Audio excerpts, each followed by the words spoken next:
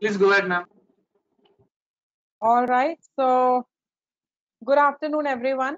Welcome back once again to the series of webinars that we initiated almost a month ago. I guess this is the fourth webinar, if I'm not wrong. And we've got very good participation, you see, from a lot of startups. As presenters, we can see a good number already. And I can find that it's more than 300 plus, that people have joined in. We've been receiving a lot of questions. I think the reason why for those who are new, who are attending it for the first time, I think what we shared in the first webinar that, considering COVID and considering, the situation we are all in, we are all kind of forced entrepreneur, right? Whether you want to be the one or not, there is no choice. You are an entrepreneur already. Considering, you cannot go out and you need to devise new methods to communicate, use technology. And if you look at the web, the web is now full of the creative content, which was never the case. Even I was just speaking with Gopi just few minutes back. I was just telling him the creative content that my own son, who's just very small in fifth standard, has started to create. So right from kid to the oldest of the population, each one of us, have become more creative, so to speak, sort of startups in its own sense. Maybe we don't yet have a company, registered, but we are not acting any less than any, registered company, if I may safely say. And which becomes important that we then convey or at least interact with each other with regard to the nuances on IP that you should be aware of, right? Because it's so much of a content that you all are creating, not only in terms of videos, but also the text, the poems, the song, music, everything that you create, including technological advancements that you may be doing a lot in your R&D. You need to be careful about some of the IPR nuances. I had to make a presentation today, but unfortunately, my laptop has crashed. So, which means my fellow panelists have longer time to talk to you, and also good time for you to, present your questions and use this advantage of this platform to ask as much as you want, because we've got all three very eminent personalities in this panel today. Let me just quickly introduce you to them. Chitra Iyer, as you can see from the slide also that is being presented, she is currently working in Philips. She is also co-chair to ASSOCHAM IPR, National IPR Council, where I am chairing, and she is one of the co-chairs. Good thing with her is, and why we invited her specifically, because we wanted to get benefited from her work area, because she being not only in IP for many years, in Philips, she's handling almost every, department, which is actually looking at different aspect of IP, from prosecution to litigation to licensing to, let's say, patent development, directly or indirectly. So quite a lot of experience that she brings along with her, and I'm sure you all will benefit. So ask as many questions you have from her. Once her presentation is over, I'll open up the floor for Q&A. Let me then introduce you with Sudeshna. Many of you already know her because she has been part of, even previous um, webinars, and she's a partner there. She's primarily handling copyright and trademark, right? Sudeshna, trademark is also in your portfolio. Yes, yes. And today, Chitra has decided to speak to you on, hands-on experience of how to strategize your IP, how to best use your limited funds and, your limited time in a best way to prosecute and, safeguard your IP. So Deshna will be talking to you primarily on copyright, and copyright, as I can see as a layman, copyright is always interesting. Music, film, everything we hear every day, and we need to be very critical and very careful of how we use it. Even when we are using it for personal use, we forget that that personal use may become a criminal act, if you open it up for others, without paying the adequate royalty or without taking adequate permission. And I think Sudeshna, you'll be covering it, all those interesting facts with us as a lay person. We have Gopi with us, and equally interesting, his topics are going to be on designs, right? Gopi? Is that correct? Yes, Dr. Sheetal. Yeah, right. Correct. So design again is very interesting, from the bottle that you pick up, from the cup in which you take your tea, from the, any of the interior designs that you have in your home, the kind of dresses that you wear. So far it is not, it is below 15, copies. I think it is good to retain a copyright protection, but beyond that, that's where you have crossovers between copyright and trade and designs. Designs. I think you can maybe bring that clarity, right? And one of the Yes. interesting piece that I always wondered, when I was small, whenever we used to go to a shop and ask for a designer dress, and bhaiya will say that, देखिए madam, एक ही dress है, or maybe not more than 2 pieces, and that too in a particular color. And the reason he often quoted is, ma'am, it's a designer dress. You don't get enough copies, wherever you go. And later, when I joined this IP profession, I got to know, okay, that designer dresses are in very less copies, because if you go beyond 50, making beyond 50, then you lose your copyright protection and you enter in the domain of design. So a lot of interesting facts, lot of interesting things for all of you as startups. I think I should now give the floor to Chitra. So Chitra, we are sharp at 2:10. Try to finish it by 2:30. That's 20 minutes, and then we open up the floor for the discussion. Is that okay? I think it's fine. Go ahead, Chitra. Okay, I'm just trying to load my presentation. Just 1 second, please.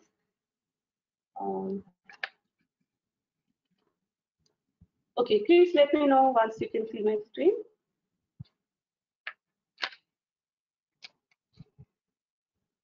Can somebody confirm if you can see my screen? Yes, we can see Chitra. Okay, thank you. And first of all, a very warm welcome to the participants. It's really nice that you are able to join this webinar. And for me personally, I think I always enjoyed working with innovators. It's a special privilege for me. Thanks to the organizers and to ASSOCHAM for this opportunity of talking to the startups. I don't know the exact composition of the team today, but I'll try to keep it so it's like going to be like mostly startups, but I'm sure there'll be some parts of it that can also be useful for other people as well. So if you can see my screen, can I move to the next slide? Yes. Okay, so let's get started now. Today I have 10 important points to speak about. And I speak about a little bit why innovation companies so important for us. So very close to our heart. It naturally translates that we try to imbibe these values into everything we do. We also work with startups, and therefore have some first-hand experience working with different startups, mentoring them, also understanding the pain points in the course of my journey. And I'll share a few of my learnings from those. I'll talk a little bit on IP strategy, mostly about why it is so important for companies, and with some examples on how IP has really helped startups to blossom, from being a very small company to multi-billion company organizations. I'll talk a little bit upon, where do you start when there's so much going on around you, and then we'll talk about when do you decide with it. Sorry? Chitra? Yes. Chitra, are you having this, headset on with you, or you're using speaker?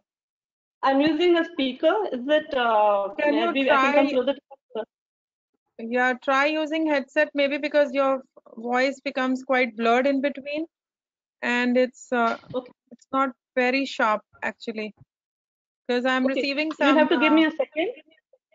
Yeah, because some inputs where people are not able to hear.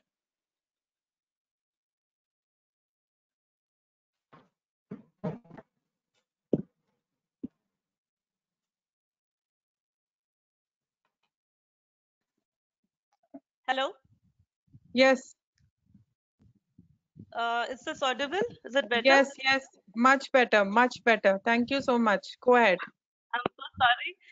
My sincere apologies. I thought that's just convenient for me to use, but let me continue with where I was informing you. So yeah, so we'll talk a little bit about when to select a patent and when do you keep something as a trade secret.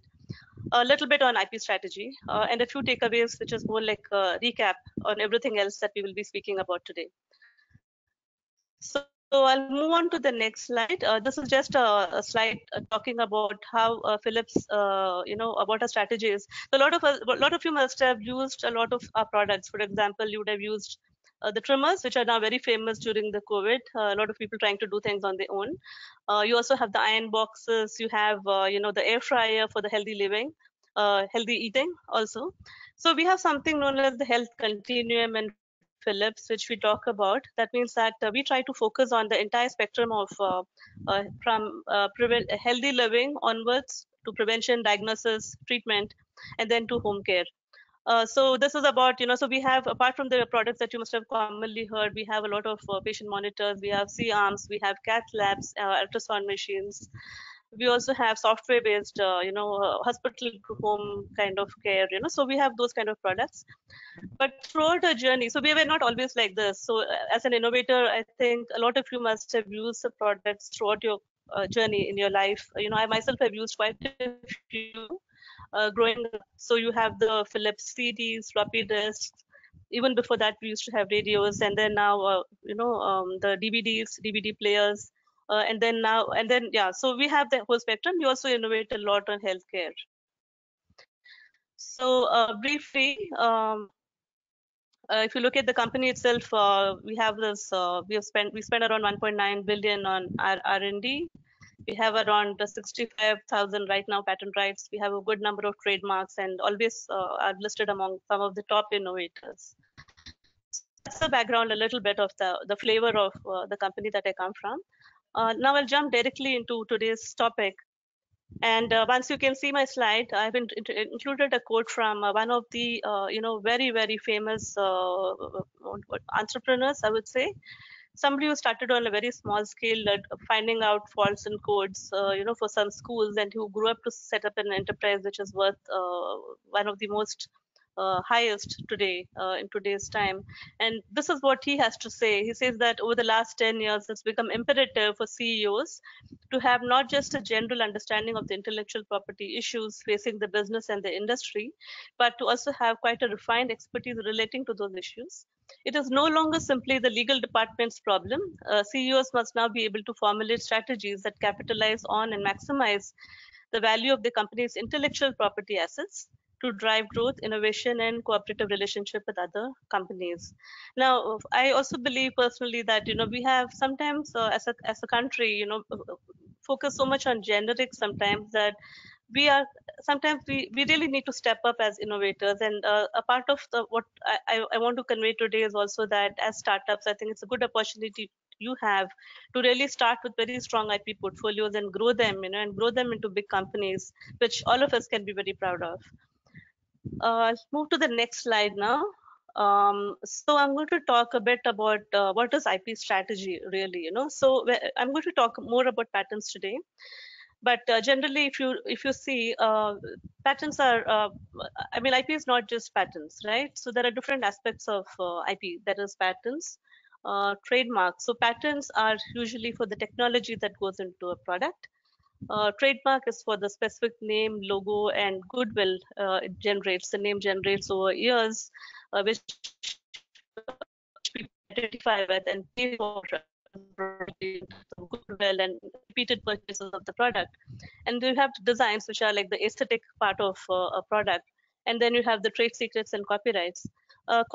Usually, when we launch a product into the market, it is usually all of them combined together in different forms.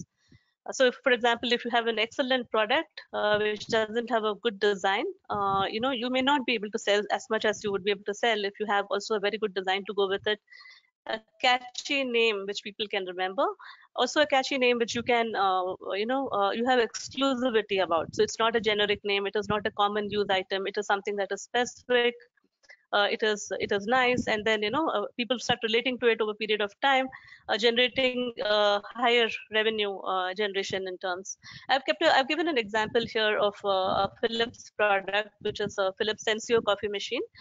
This was in fact a joint venture between one of the largest coffee maker in Netherlands and coffee grower, and Philips. We came together with a new product which sold in millions, in fact. So we had a combined strategy for this, patent for the technology. We had a trademark for the name. We had a design for the unique design. And this is just an example of how one should be thinking, not in terms of one single type of IP, but rather, a combination of IP. And I'll talk a little more today about how do we kind of find out what to do when in today's talk. But generally, a few things for startups to think about is that, first of all, when you start your own venture, you need to really start thinking about, do you really have any IP at all? It could be a new technology, could be a new brand name, it could be a logo or proprietary software and unique design. Now, in my own experience, I've seen quite often that startups go so head on into developing the technology that they don't pay attention as to who really owns the IP, So you need to have proper employee agreements. You need to have assignments in place that actually say that the IP is developed by my team, but eventually it belongs to the company. Sometimes if you shy away from these discussions, which are very important for the long-term success, it can cause a bigger problem for you later on, because I'll have another slide now talking about how valuable IP can actually be a game changer for you. And then, of course, there should be, you should also be considering some kind of protection after you recognize that you have some form of IP available with you, and then which one to select is something that you need to take a call on based on your resources, your money, and your circumstances that you are in. So please have your agreements and assignments and licenses. Please take a look at them. I know that it becomes a bit dry for people who are technology oriented and who are so passionate about invention that you tend to overlook things that are so important in the end. Now, I'm going to give a few examples of, which you might have heard, but I'm going to just repeat a few nice stories over here as to how startups have really helped, change the game for companies.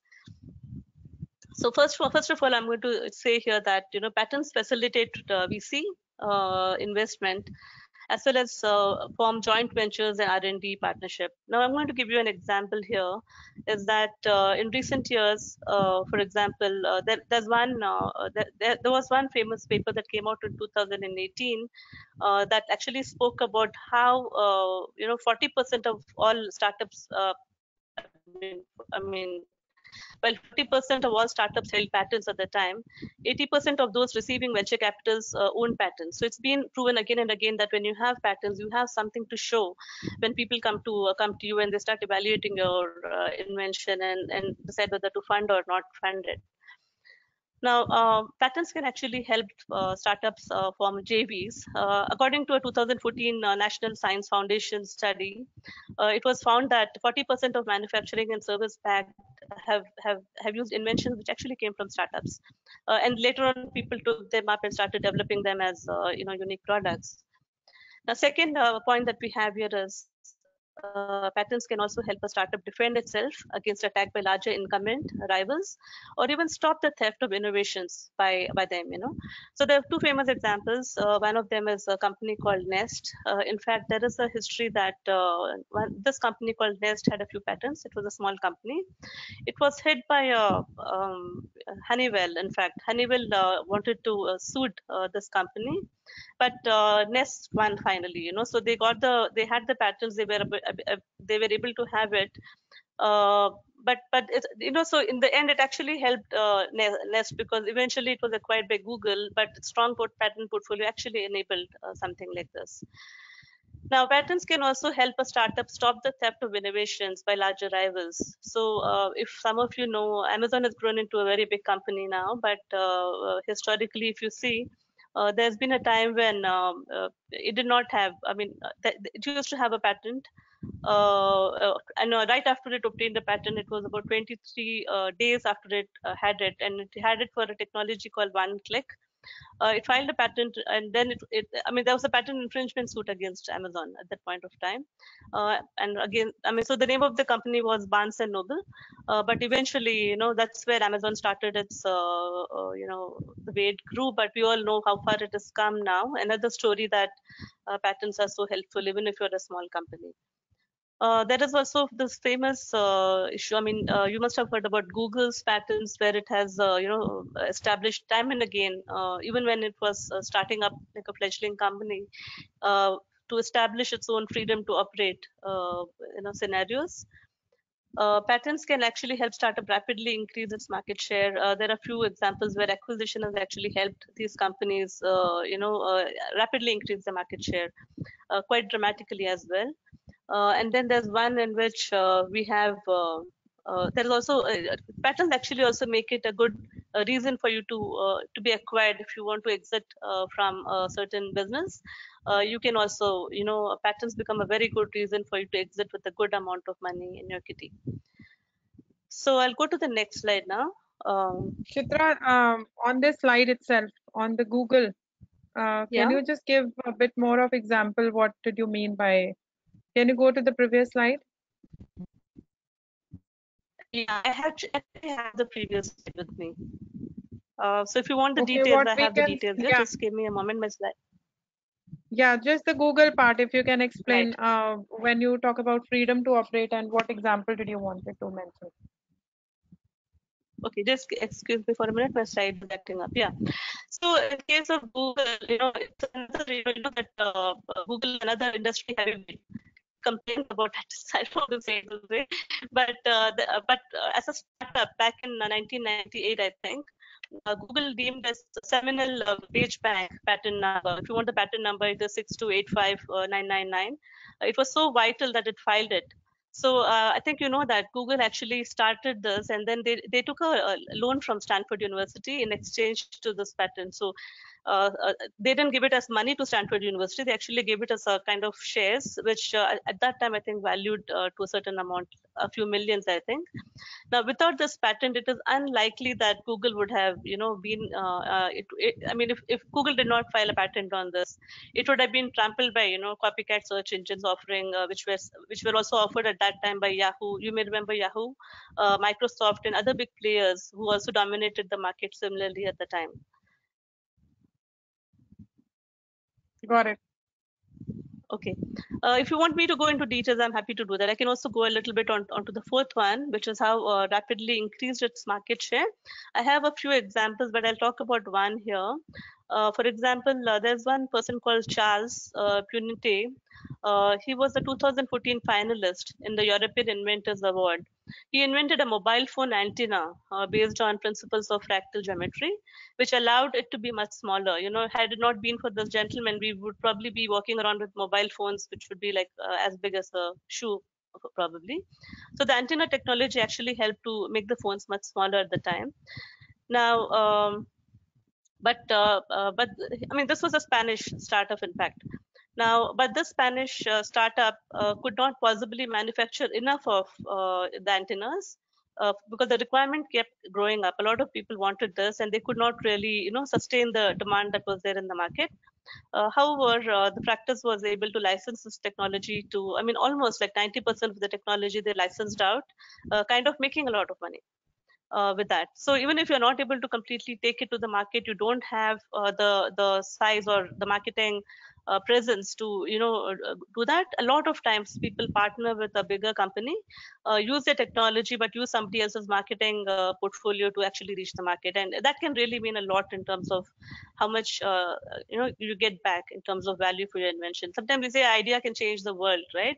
An idea can really change the world if you look at it, and I believe this from every fiber of my being, that, you know, it is so important and vital to make sure that you have you know, ownership on the technology that you're on the IP that you're creating. So I'll go back now to the next slides, and if you want, I can always come back to the slide if you still have the time. Happy to share the examples otherwise with you. So again, what should you do as a startup? You should definitely have a short-term objective. You need to get a few things done in a shorter period of time in order to get the funding that you need. But as a company, for establishing long-term success for yourself, you need to also be having a long-term roadmap for yourself. So, I mean, you need to know what I do now, but I will do this now, but also over a period of time, I will take it forward into a certain direction where I can then develop it into a certain, certain technology area, certain businesses, certain geographies or whatever, but you need to have a plan to begin with. First of all, I think for a startup, very importantly, you should have an IP culture and awareness. IP and culture. IP culture should be built up in your organization, protecting information, protecting proprietary information. How do you share it externally with people? How do you share it in conferences? How do you share it in publications? What should you be doing? Looking at, should I patent it? Should I publish it? Should I do something? These thinking should actually start very, very early on, right when you're, setting up your. It should be in your DNA. And we have seen again and again that companies that have kind of built with this mindset as a part of the DNA have really gone a long way in terms of building their the business globally. Now, other thing very important is that we have to remember that we don't live in a siloed world, right? We are not a frog in a well. In fact, we live in a very dynamic, changing environment around us where things are changing all the time. For example, right? I'm going to give you a very funny example. If I were a garment manufacturer, for example, in 2019 December, and if I was assuming that my business was tailoring blazers, right? I mean, tailoring and stitching blazers and coats which people wear for meetings and all of that. Now, after COVID-19 situation, it's become very different, right? And if you still keep thinking that, I will still do what I started doing because that's what I like to do, it's going to be a problem because people are not buying those blazers anymore. People would rather buy a nose mask, which you make for the same garment, rather than buying the blazer that you had planned initially. So you have to constantly reinvent yourself. Think, what is it that my customer want from me, and what is it that will sell? Right, so we need to look at also what's happening around us as our external environment. We have to look at IP generating opportunities in this environment. Every time you feel there's an unmet problem, there is a solution that you have which doesn't have any other competitors in the market. You should seriously start considering about filing for those inventions. You should know your technology. You should also know your competitors, because they say that know your friends, but also know your enemies very well. I don't mean enemies, because eventually there are situations where your competitors will become your collaborators. And very important to have that mindset that nobody is really your enemy. Everybody will become your collaborator and friend. And that's the mindset you should have, that because you cannot really do everything on your own. Especially, I mean, and if you have that mindset, even for big companies, it's very difficult because you have to collaborate at some point in time. But then you should know what others are doing, so you know when to collaborate and with whom to collaborate. You need to own your IP, very important. And if there are things that you cannot really protect as patents, which I'll touch upon in my next slide, you need to know how to protect them as trade secrets. So have robust documentation in place, have your legal documents, have your internal, document sharing done in a way that it is not shared openly, it's not shared very commonly with everybody. You have technology driven tools in place to help you to secure your trade secrets. Because sometimes all that a company has is trade secrets, right? They don't even have patents, they only have trade secrets, and you have to really do everything you can to protect your crown jewels in whatever form they are. In the longer term, you should have your, think 5 years, think 10 years. Where do you see yourself in 5 years or 10 years? What do you think you will do to reach there? What's going to be your business focus? What is going to be your strategy? Who are going to be your customers? And how are you going to get there? So all these are questions that you should be asking yourself. I'm sure you are, but I'm just kind of, guiding you through the way. So define your roadmap early. Have an IP risk management and mitigation strategy, because even in bigger companies, what typically companies do is, even if before any product is launched, we also analyze the risk associated with it. That means you need to do a prior art search. You need to evaluate, if I put it into the market, what will happen, right? So when I was working abroad for some time, I was doing some of my job used to be also advising the business on how to launch at risk. what risk can you take, what can happen at a worst case scenario, and then even if you launch, what happens, right? And that assessment has to be very clear, because sometimes you don't have complete IP, you have a little bit of problem here and there. That should not stop you from going ahead with your business, so long as you factored in the liabilities that could end up. And if you do your homework properly, right, you can find your ways and means to navigate through your way around. Now, we need to always align your IP strategy. IP strategy should not be looked as something that you do separately in a corner, a team of 4 or 5 people doing separately, and there's no connection with business. No, you should have this IP strategy in your DNA, as I said before. It has to be something that you think about all the time, because sometimes, if there's nothing left out of the business, you would at least have the opportunity to sell your IP or monetize your IP or license your IP and still make money. So IP is like your cash cow, or something that will remain with you for longer period of time, even if something should happen to your business, for some reason. Also, as I mentioned earlier, think partnership and collaboration, because this is a field wherein we feel increasingly that collaboration is the way to go, one time or the other. Moving on to my next slide. This slide is actually basically more of something that is used by investors. This is a slide that actually is for getting some idea on how to evaluate the maturity of an IP. So usually IP starts as an idea where you could have a technology, you could have a service solution, but not a product yet. This might graduate later on into a solution where you have built a technology, have built it to a perfected it to a stage where you are good to say that, okay, I can file, I'm good to try a prototype now. I have everything I need in terms of the know-how. And then you would go into the next stage, which is more like you have the technology and also you have proof of concept and enablement in terms of a prototype that you have. And eventually the next stage, you would probably file an IP. And then you would probably also have copyright for some of it, if it is an algorithm or software based whatever coding or something, or it is in the form of a trade secret. The next stage is when you also have IP as filed at that stage. It's IP as granted at this stage. The company also has trademark granted or filed, and also copyright in many instances. And the very mature company would then also be, once that you have a robust patent portfolio, you also have a trademark, copyright, and everything that is, a good package for anybody to pick up at that stage if they had to, or good package even to sell, or good package even to own with you, for you to develop your business further from where it is now. Okay, I'm going to spend a few minutes on this slide. I hope you can see it. If not, I'll run it through you. First of all, IP is not just always for, so there are different, there are different purposes for which IP can be generated.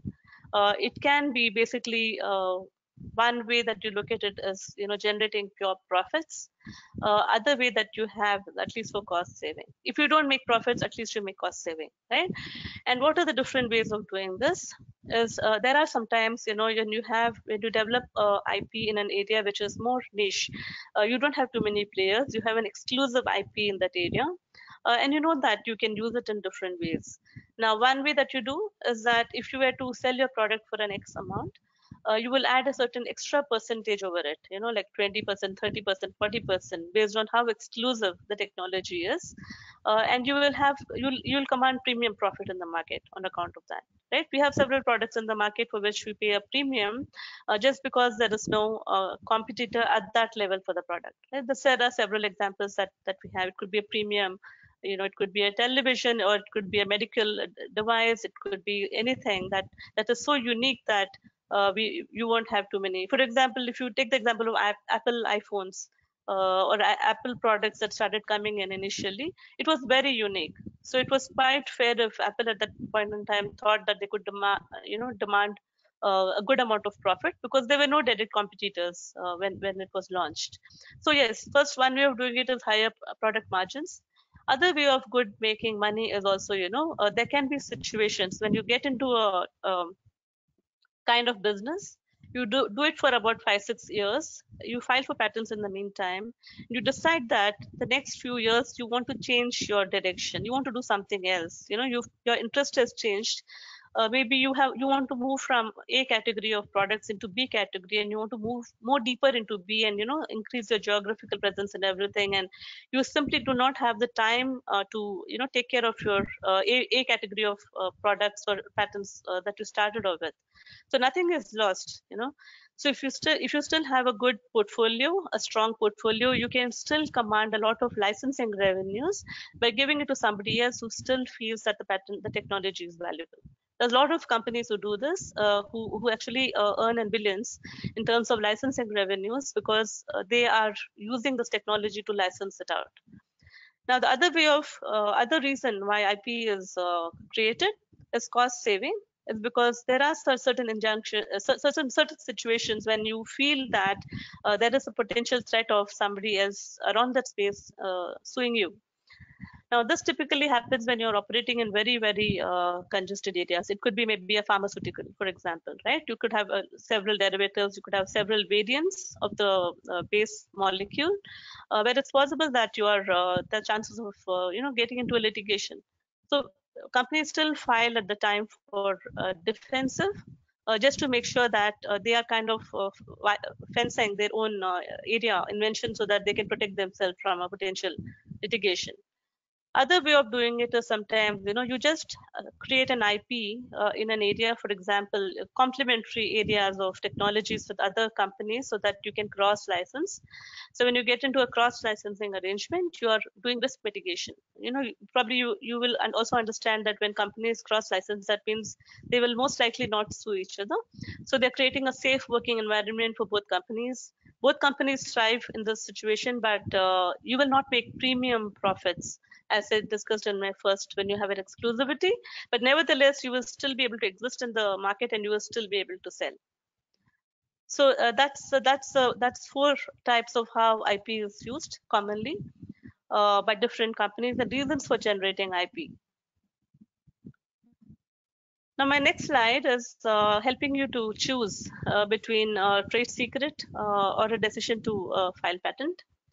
Now, quite often, one thing for you to think yourself, if you're a software technologist, if you have deep knowledge on a certain area, one thing about doing litigation, for example, is to be, the infringement has to be detectable.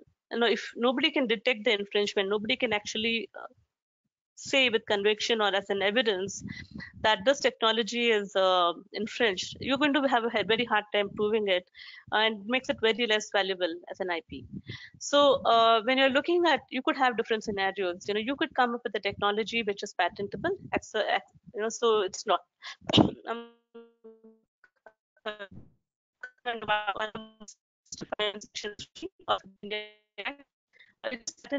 It's easy to detect. Then I think if you have the financial capability, you should definitely go ahead and file a good patent for that. The second scenario is when it is patentable, but it is going to be very difficult for you to actually detect. In that case, you still want to safeguard it, not let it out, and you don't want people to use it or misuse it. You would rather keep it within the organization as a trade secret, so you still have the technology with you. So this could be probably it could be like some kind of a soft, could be a very incremental technological invention which doesn't qualify for a patent per se, but still is a valuable information to have. Then it could be protected as a trade secret. There's other situation when it is difficult to detect, and it was not patentable. You still might want to keep it. So it's even more important in this case to keep it as a trade secret, because if it goes out, you don't even have any protection in that case. If you're publishing it or talking about it without safeguarding it sufficiently, it may just go out of your back. And the last one, when you have something which is which is easy to detect, but is which is also not patentable, then I think we really know that there's no point in doing anything with it. We should just just publish it defensively if you want to, or publish it somewhere. But there's really no point in spending a lot of money protecting this particular invention. Okay. Okay, let me go now to the next slide. I think you already might have this information from other speakers. First of all, patent filing takes time. So there's usually a first filing that happens in one country. And then there is, publication that happens during the course of it based on whether you choose to do it through Paris Convention or you choose to do it through the PCT round. You will have this publication and search followed by national phase entry, which typically happens between 30 to 31 months. And then there's examination that happens in each of the national phase, typically taking you to around 31 to 48 months if you use the PCT route. If you go via the national phase, it could be much shorter. It could be like 22 months, 23 months onwards, something like that. There is also a cost associated. So a general rule of thumb is if you want to file in more than 4 or 5 countries, use the PCT route because it's cost saving. If you don't plan to do that, your market is going to be limited. Use your discretion and file only in those countries, if that's the case. One more slide, I think here. Yeah, quickly Is on. this your last one?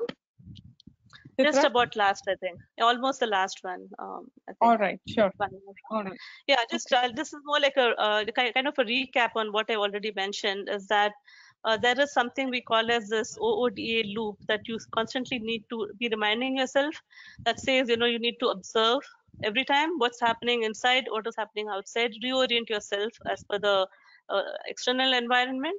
Decide what to do and act. And again, use the cycle every time, going around and around, thinking, because it's like a moving target. IP strategy is never static. It keeps changing every time, and then you need to keep having to reinvent yourself.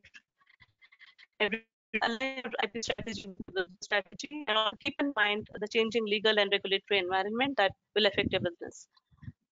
With that, I have a few takeaways. I mentioned earlier. Stay as a state of art. Keep your IP strategy in mind. Foster an IP culture in your organization. Pay attention to employee agreements. Know what to do, what to know, and who and when to consult for help. Keep things free and confidential. Agreements. And please avoid not having confidentiality agreement or ignoring, not managing IP risk or contamination of what is your IP and IP of others that you are working with internally and externally. I think with that, I have, yeah. So luckily for you, there are a lot of patent attorneys available around you. Please consult people. Whatever I'm saying today is not to be construed as legal advice. It's just a few pointers for you to know the direction. But if you need really help, go to the experienced people. That's all I have for now. Excellent. So thank you so much, Chitra. And funny enough, I mean, I had to stop you at 2:30, but I could not because it was so interesting slide, and I didn't want to lose the chance of hearing you. Absolutely fantastic. And the way you explained and articulated was also marvelous. Two things that I have picked up as a key take-home message out of all that you mentioned. One is definitely employee-employer relationship and the agreements. And there are a lot of examples in the market where an employer had just stolen away the things, and even the source code opened up the competing business. And this poor guy could not do anything because there was no agreement, so to speak, that whatever you do during the tenure in your company, that belongs to the company and not to you. So don't underestimate yourself as a startup, because inevitably, whether you wish or not, as I said, being forced, you are in creation of IP already. It's just a matter of, like Chitra mentioned, that eye that you need to have to make sure that you are able to grab that IP well on time and protect it. The second important point that also Chitra tried to highlight was the enforcement bit. And this reminds me of a very interesting case, in India, from an Indian inventor, where I think he overestimated the IP ownership. While underestimation is not good, even overestimation is never good. And why am I saying it? That once you think that you have an IP, you need to have a due diligence done to make sure that it actually belongs to you. And there is actually no prior art reference. So this is the story of Ram Kumar. Chitra, you will be knowing it already, and Gopi and Sudeshna already. He is the person, I think it's been 7-8 years ago, that he challenged Samsung that there is a dual SIM technology, that he is the inventor and he already has a patent to it. Patent office has granted it after rigorous examination, and customs actually ended up seizing Samsung's products from entering in market, and later it was found that his patent is not valid, and it actually is not new invention. It was an invention which was which already belonged to Siemens. And so don't imagine yourself to be a true creator of IP unless you have done a critical due diligence that there is no prior art and your invention is novel, it is having utility. So your IP should be able to test the litigation when it God forbid enters into the court matter. So Chitra, I have some questions which have been posted. Let me just take it one by one. Although we have exhausted the time of questions for this presentation, but let me just take a couple of those.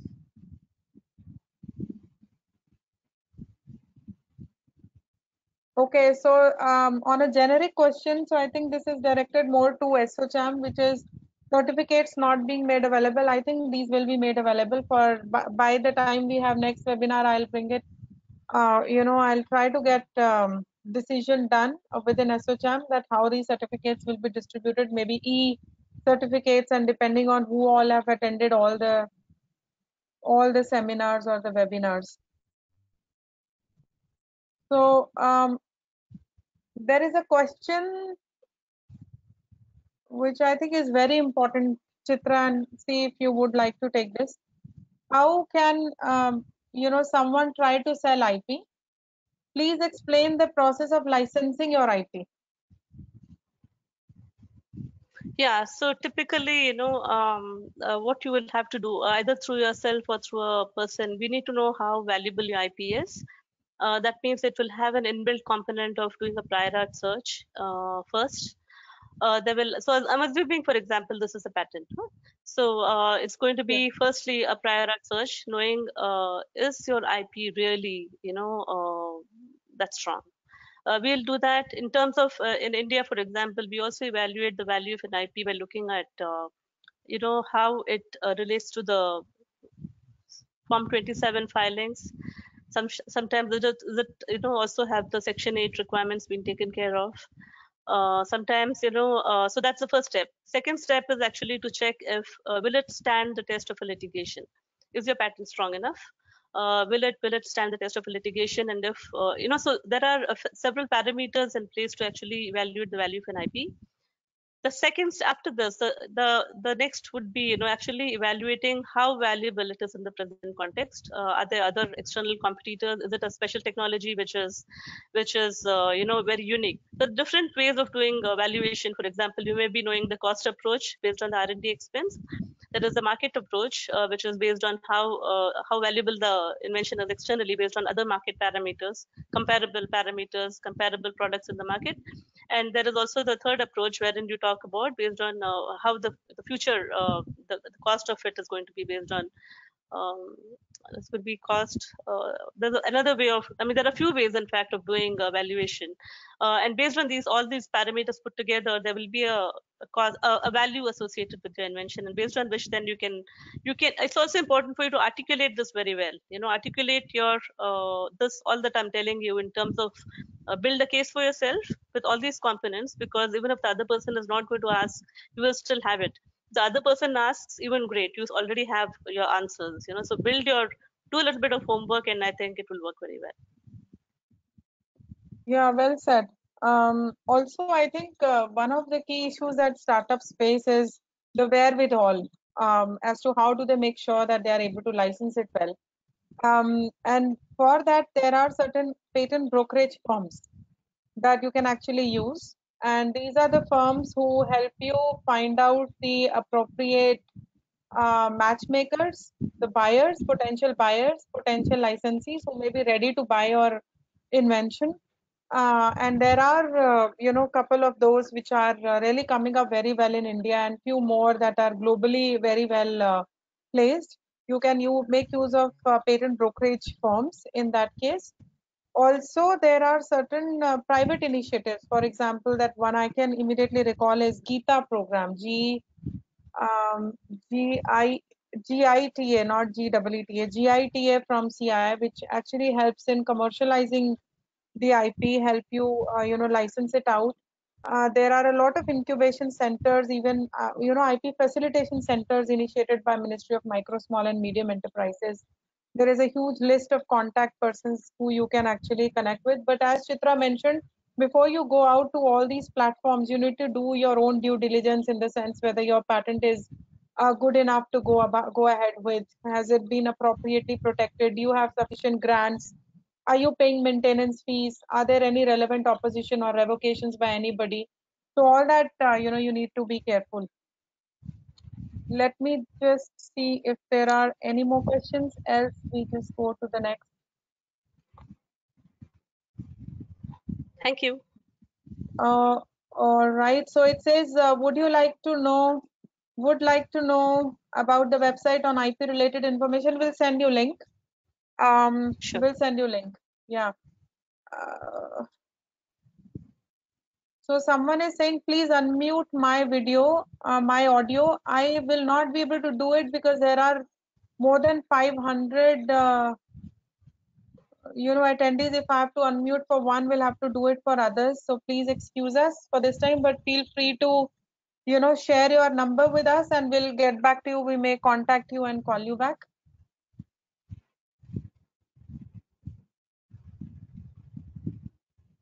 Is it possible to file in one country and get the rights in other country? Well, you need to specify which IP are you talking about, because for copyright you can, since we are a member of Berne Convention, no need to register in every other country. The day you create, you have the ownership. Madrid Protocol, which is for trademark, you can register in one country, you get subsequent protection in all other. And while Chitra mentioned about the patents, you can make use of PCT, but please come back to your, get back to us with your specific query, which IP are you talking about?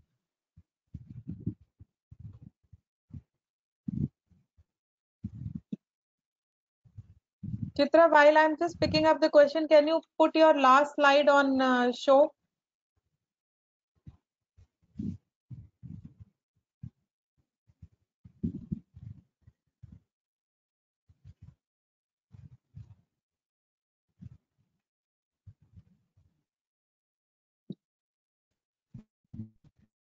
We can't see your slide.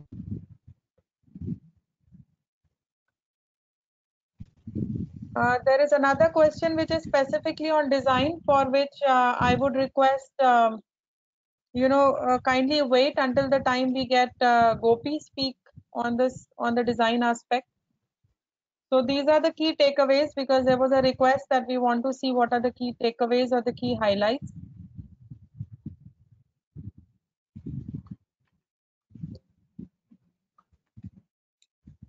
All right, then. I don't know if you can see it, Shita. Yes, we can see it very well. Thank you.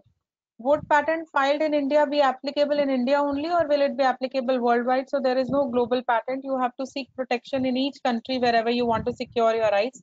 Chitra, if you can just show the slide where you mentioned about the fee and the different steps, how it goes. So can you take us through that? Yeah, the fee might have changed because this is a little older presentation, Got it. which is easily available if you go to it. I'm sorry. Give us what I meant was not specific to what you've mentioned in terms of dollars or euros. Just give our startups one figure or maybe a range. If they were to file a patent, secure a patent, at least in India plus US and Europe, maybe let's say 3 countries over there. Forget about Japan and China because there is a lot of huge translation cost, so I won't even ask you for that figure. But imagine 3 to 4 countries, or maybe Europe as a whole, because we've got EPC, then US and India. How much cost do you think one would have to incur? Well, it actually depends on, so If you're a startup, then there are ways and means of navigating it. There are selection of search ISAs, for example. So in India, they give you the benefit of a startup, which is quite reduced. I'm not sure with the exact numbers. It is the filing fee is probably around 10,000. I'm sorry, I'm a little tuned out on that. But if you use India if you file in India, use India as a ISA, you get a considerable amount of discount. So you will factor in the filing fee. If you're using an attorney for drafting, you will use the drafting fee, for example, and then there is a fee that you will file, for examination. Um, and the annuities that will come after that. I mean, you can actually create an Excel sheet based on this. You can just include that, because each of these search organizations have their own fee. So EPO has its own fee, USPTO has its own fee, India has its own fee, which is all available somewhere. If you go to some of these sites, you will have, and based on what your strategy is. If you go to a really expensive firm, for example, they're going to be charging a lot on the fee. But it also depends how complicated your invention is. So the fees could be based on that. So there are a lot of, I would say, variables in this. So if you think India, maybe it would start from anywhere a lakh, India only to, it might go to, a few, say $500, $600, or maybe even like $10,000. It might be if you're going for a US only patent, for example. And accordingly, it will multiply based on the countries of your choice. So it's very hard to give a simple answer.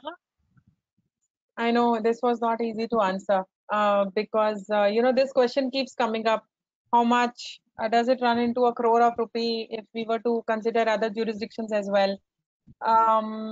And also we kind of told them about the Ministry of ICT scheme, where at least India and foreign grants are taken duly, they are taken care of up to the maximum 15 lakh rupees. So one can make use of that as well.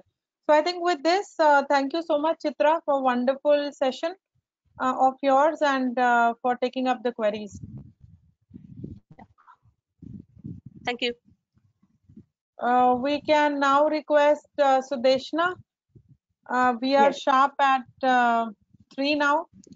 I know this first session has gone a bit longer, but it was very good to continue with that. There were a lot of questions. Would you mind if at sharp at 3:20 I just raise my hand and say, or 3:15 I'll just show you my 5 fingers just to let you know that 5 minutes left. Yeah, fine. Go ahead, Sudeshna. They need to share. So just let me know whether you can see the screen. We can see. Yeah. Okay. So thank you, Dr. Sheetal, and thank you, Chitra, for the wonderful presentation. Today, I'm going to talk on copyright protection from a startup perspective. So, there are a lot of queries come in when we talk about startups, or even in the case of an individual or, a small company, regarding the different IP rights that they can have, or the different IP, under what IP rights they can protect their work. So when we talk of copyright, it is not just a single right, but it is a bundle of rights that a copyright owner can have. Now, what do we mean by copyright? Now, and why is copyright important, and why we need to protect it? Protect your work under any of the aspects of the copyright law. Now, copyright has been very well, it has been summarized by one of the judges of the Supreme Court in a 1984 judgment, which says that, any work, whether it is an artistic work or whether it is a literary or a musical work, it is basically the brainchild of the author, the fruit of his labor, and therefore it is considered to be his property. And it was considered so valuable by nations that it was thought worthy to be protected by international laws and international conventions. So that is how copyright, we can sum up copyright. And if going back, I mean, not of the recent times right now, but if we go back to some ancient age, or we have seen that there are artists, there were musicians, there were writers who wrote and composed their work mostly for fame and recognition rather than for money. There at those times, the question of copyright, it didn't come into existence because copying was considered as a laborious task. But with the invention of the printing press in the 15th century, we have seen the importance of copyright grow. Why? Because with the invention of the printing press, reproduction of books in large numbers became a very practicable, solution. So that is the time. From that time, we have seen how copyright came into existence and how the importance of copyright over the ages till now it has grown. Now, when we talk of copyright, what exactly do we mean by copyright? Copyright is been defined as an exclusive right which is given to the author to do something or to authorize others to do in respect of certain works, which are like literary work, artistic work, dramatic work, musical work, sound recordings, and cinematograph films. So the different types of work that you're seeing here, these are the different types of work that is protected under copyright law. Now, basically, it gives the owner the right to copy or to reproduce the work in which copyright exists. And another aspect, a very interesting part about copyright is like what I've said, it is not a single right, but it is a bundle of rights, which I will walk you through in my next few slides. So when we talk of copyright, like I've said in my previous slide, it encompasses literary work, dramatic work. So when we say literary work, it includes books, any dictionary, any letters, poems, whatever has been in any written form, and it will come under as literary work. And that literary work can be protected under copyright. So it includes dictionaries, it includes compilations, it includes books, poems, notes, whatever is written. And one thing we have to keep in mind that there is no copyright in an idea. So it has to be produced in a graphical format and in a tangible medium. So if you have an idea and you express that idea to anybody else without it being written down somewhere, we cannot claim to have a copyright over it. Now, with regard to dramatic work, now we have seen literary work. From literary work, we have seen how playwrights or theater personalities have developed it into a dramatic work. So we have seen, it's like I said, it's an interconnected work. So from literary work, it goes to dramatic work. So copyright exists in original dramatic work, in original literary work. So it's a bundle of rights through which you can claim protection. Similarly, with regard to original music and original artistic work. So everything, what we have to keep in mind is whenever we're talking of copyright work, it has to be original. So, I mean, the word itself says copyright. So that, it is like, we cannot claim anything over which somebody else already have a specific right. So it has to be, you have to keep sure whether it is an original work. It does not mean that, we have to show there is an artistic element to it, even if a copyright office or, they will not take into consideration whether there is any artistic element involved in it or not. But they always will see whether it is an original work. So copyright exists, like I said, original music and original artistic work, and also in original cinematographic film. Now here it is a very interesting thing to see. Now I have mentioned literary work, artistic work, musical work, cinematographic film. Now if we see all these things, every aspect of the work can be protected under copyright.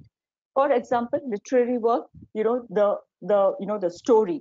If you have a poem, for example, in a cinematographic film, the script writing. So the script, the dialogues that are written, that can be protected under literary work. The songs that are played in a movie, that comes under sound recording. The music that is played. So there's a background music when we are watching, or we have seen, we have musicians who play instrumental. So those all work will come under musical work. For example, the look and out, the feel of this poster. Now, this poster will be protected under copyright. The design, the color combination, the outlook, how it is done. So everything, these aspects can be protected under copyright as an artistic work.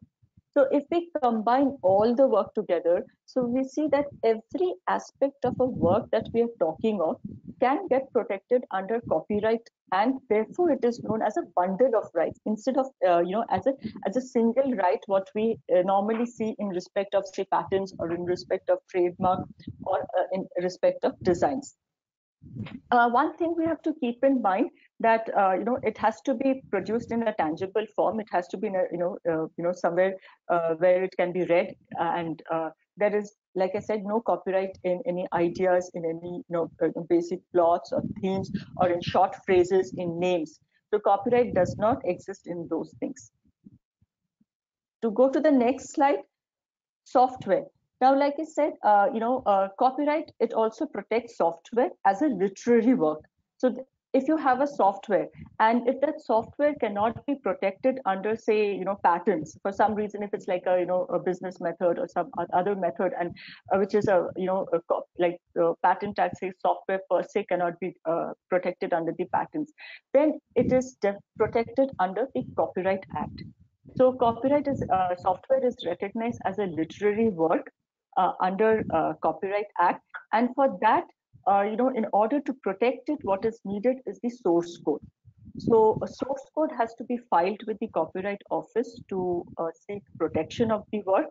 And other than the source code, from the slide, what you can see, this is a software game. So there are different aspects of it also which can be protected under copyright.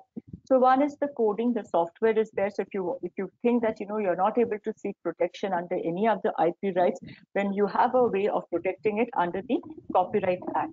Then the other things that are protected is the visual artworks. So here we see images of certain the Angry Bird images. So these things also can get protected under copyright as an artistic work. And also the audio-visual work or the sound recording. So whatever the sound that is coming, or if there is any dialogue, any words spoken, or any songs or music that is happening. So normally when we are playing, there will be some music going on in the background, or if there's any dialogue in the background going on. So these all can be protected under the different categories of the work that I discussed and showed in the previous slide. So it is, like I said, it's a bundle of rights. So from one work, you can, protect it through different mediums or different aspects of the work that we have already that we just now discussed. So the coding can be, protected as a software. The images can be protected as an artistic work. If there is any dialogue, if there is any words that is spoken, any script, or anything in the form of literary work, or if there is any manual to it, or explanation to how it works, all those things can be used as a literary work. And also for the sound recording. So if there is a sound recording or sound that is coming from thing, that can be separately protected as a sound recording. So it has to be kept in mind that when we are applying for copyright, we cannot club all these things together as one copyright application or as one copyright. These are all different things which has to be applied in a different manner. So for example, like, when we are talking of the literary work, now you are the owner of the, the book. So tomorrow somebody else is approaching you to make a movie out of it. So that movie right, somebody else can have. You have the right over the book. The movie rights can go to somebody else.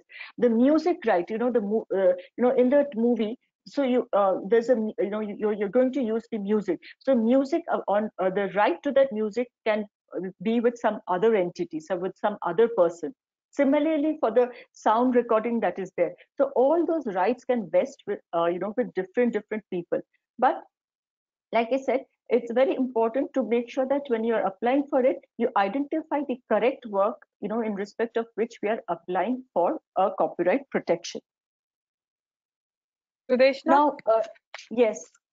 So back to the previous slide. Yeah, 1 minute. Yeah. Hello. Yeah, so where you mentioned about the softwares and the code and the source code. Two questions on that. Yeah. Under section 74 of the Copyright Act, it actually talks about source code that needs to be given to the given at the time Yeah. of registration. Is it Yeah. correct that it's only few lines, the top 3 lines, top 4 lines, and the last 3 lines that one has to give, not the entire source code, right? Because then it can be a problem. One can copy it because these are all searchable databases. Yeah, so I will, Dr. Sheetal, you're correct on that. So that is also there in my the next few slides. So, we Okay. do get a lot of queries that, we don't want to share the entire source code with anybody. So in that case, yeah, you may not file for the entire source code, but, some aspect or some portions of the source code can be filed. And I'll also, describe in my next slides how the Copyright Office functions, and in case if anybody wants to search for the work, whether they will be able to see the entire work or only a part of the work. So that is there in my next slides. Yeah. All right. Then one more question, because I'm also reading the slides, the question, so that you can pick it up while you're speaking. You mentioned about the software codes. What about the mobile app? If let's say someone has developed mobile app, would it be a good case to be filed under a copyright? Sure, Mobile definitely. See, yeah, the thing is that, for copyright, many people think it is not a very strong right compared to maybe patents. So if they feel that, their code or their, software cannot be protected under the Indian Copyright Act, Indian Patent Act, then definitely it can be protected through copyright.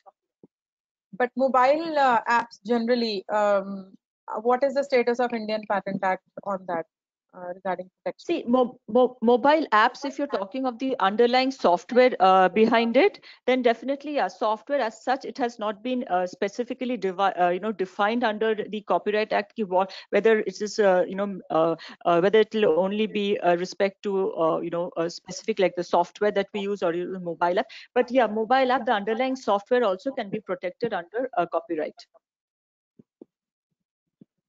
All right, thank you. Please go ahead. So another important thing, that we have to keep in mind, what Dr. Sheetal was earlier, saying, as well as Chitra has also mentioned in her presentation. Who owns the copyright? It's a very important thing we need to keep in mind. The author is the first owner of the copyright, and in case of startups, in case of small-scale industries, it is very important to keep your agreements in place.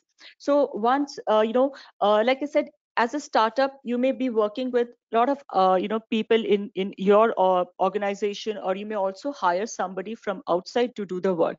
So in that case, please keep your employment agreements, please keep your, agreements in place, and make sure that the IP rights, or the IP that people are working on, it belongs to the startup, or it belongs to your company. So those are some of the things that we need to very clearly mention in your agreements, so that tomorrow when the person is leaving the organization and going, that person cannot go ahead and start something similar in which they had worked in your organization, thereby taking away your IP from you.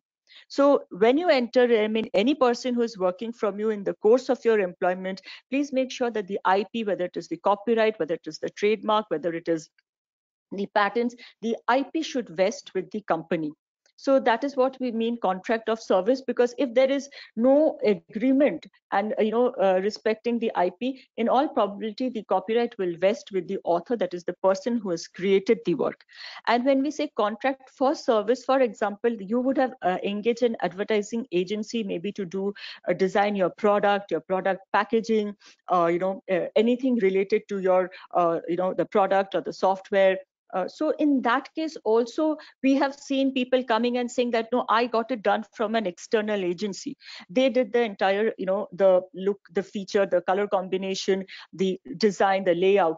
So in that case also, it is very important that you take a copyright NOC from them. Because if you're doing the work and giving them a monetary consideration for the work, in that case, the copyright should vest with the company who is engaging the outside agency to do such work.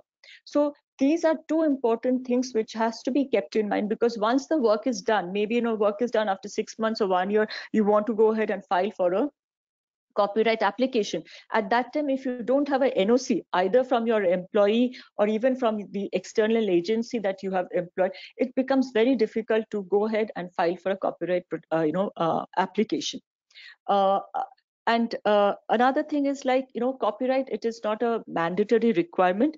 The moment the work is created, the moment the work is available in a tangible form, the copyright protection is, it's deemed to be there with the owner of the copyright or the author of the copyright. But what is the advantage of getting it registered?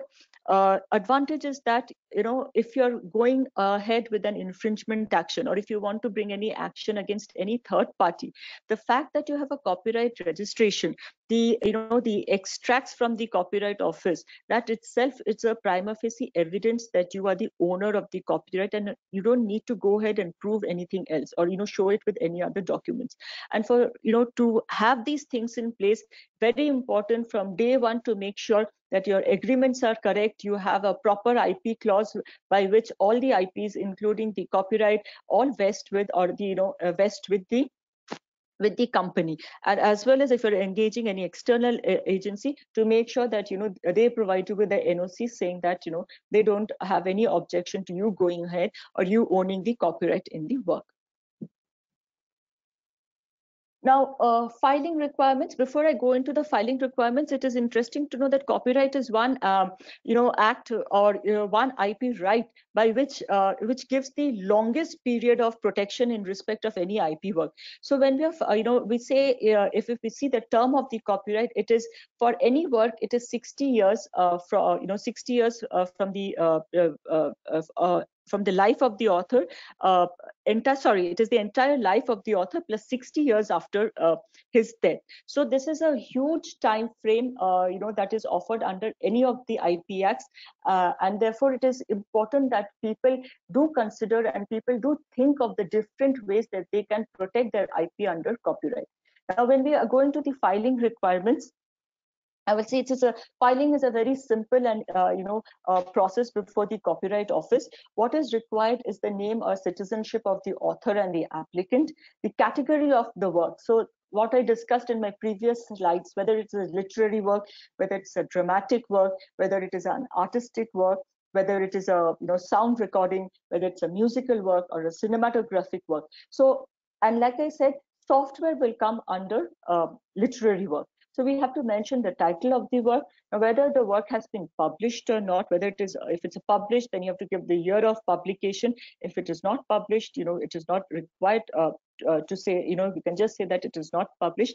And a very important thing is the NOC that we were talking of. Now, if you are the author, if you are the applicant, then there is no requirement for an NOC. But if the applicant is, suppose the company is going to apply and the work has been created by the employees of that company, then an NOC from each of the employees is very important. Similarly, for any artistic work, now, if you have a product packaging, the design, the color combination, the outlook, the get-up, whatever has been created by that external agency, very important to you that, whenever you're signing the agreements, whenever you're getting the work done, please have that NOC from that outside agency with you, so that later on, if you want to go ahead and file a copyright application, you have all these documents available with you.